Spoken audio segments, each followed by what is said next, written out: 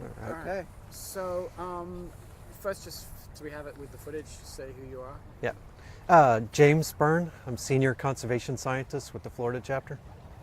So, can you talk a little bit about where we are now, Blowing Rocks, and how this location fits in with what the Nature Conservancy is doing in conservation science? Yeah, so we're at our Blowing Rocks Preserve, which is on the southeast coast of Florida. It's a barrier island that we actually have the Atlantic Ocean on one side of the preserve, and we have the Indian River Lagoon right behind me.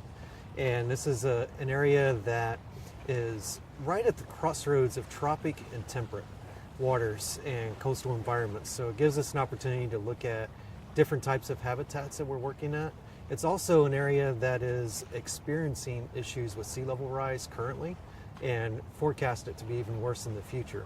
So it's a place that really gives us an opportunity to look at some science around coastal issues. We have a high population area right next to us, so we're close to the urban center. So we also have opportunities to look at how we can use our coastal habitats and environments to really mitigate some of the effects of sea level rise and climate change that we're starting to experience. And this, what is it about the geographic location of this spot that makes it sort of unique to study stuff? So there's a couple of things here that make it really kind of a unique setting for us. On the ocean side, we have a limestone outcropping, which is what gives the preserve its name, Blowing Rocks, which is actually one of the largest outcroppings on the Florida coast, which makes it unique in itself. But it's also a very important sea turtle nesting beach.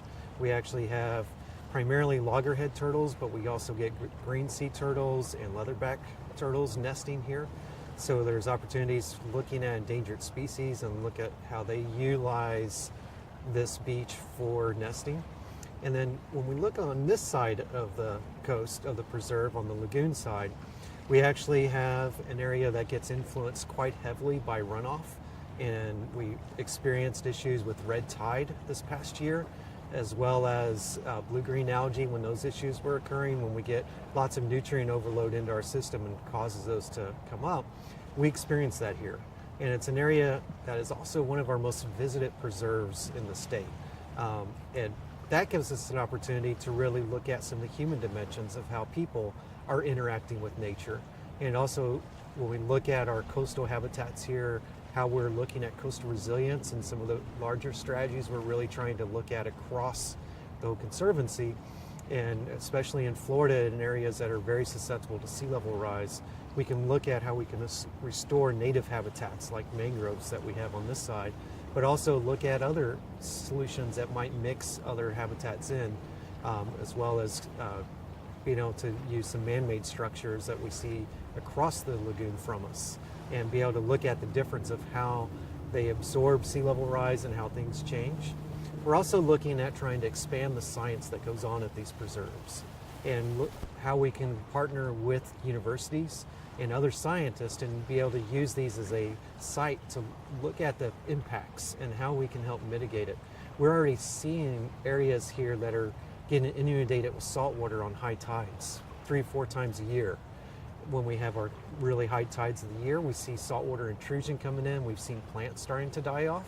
So we can start to look at how communities are going to change and look at how that effect's going to happen and where we're going to see some of the different plant communities change. What effects would that have on wildlife?